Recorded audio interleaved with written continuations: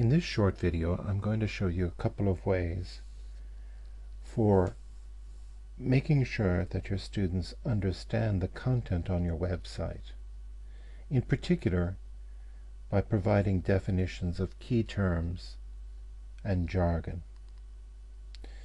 Now, as you know, most academic disciplines have specialized language that we call jargon, and students simply must learn what these terms mean in order to master the particular discipline.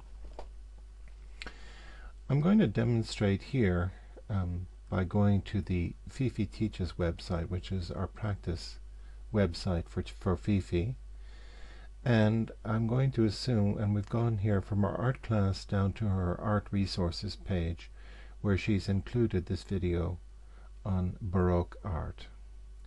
And you see at the bottom here, we've added some text about one of the most important painters in the Flemish Baroque tradition was Peter Paul Rubens. His work is characterized by the use of rich colors and chiaroscuro. This word chiaroscuro is a technical term. So Fifi wants to make sure that her students get a good definition of that term.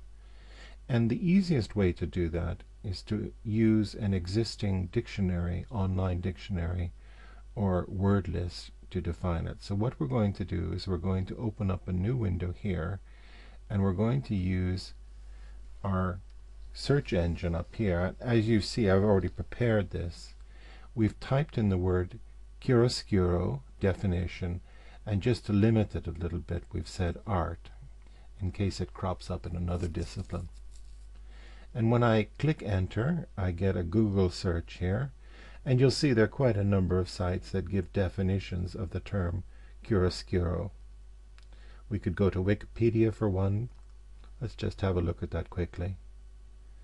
Wikipedia has a particular definition here, but I'm going to choose this one, which I think Fifi should like, and this is from about.com. Painting.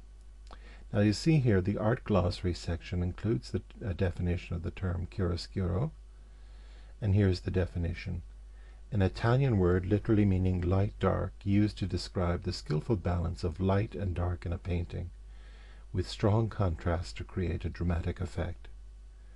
The paintings of Caravaggio and Rembrandt are good examples. Okay, so that's the definition. We're happy with that definition. We want to create a link from that definition to our own web page. So what do? We first go to the web address up here, we highlight it, and then we right-click and copy that. Then we switch back to our art resources page. We click on the edit button at the top so that we can make changes. We wait for the editor to load, and then we move down to the spot where the term itself, chiaroscuro, first appears. We highlight the word, and then we click on the link, add or remove link element here, and this gives us our create link dialog page. Now, it's not an existing page within our Google site.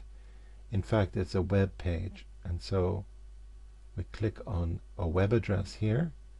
We place the cursor in the link to this URL, right-click, paste the URL that we copied earlier. Let's say we open this link in a new window rather than having the existing window displaced by it, and then we click OK. And now, as you see now, the word itself has changed color, and it now has a link to this website. So we say we're happy with that. We save that change,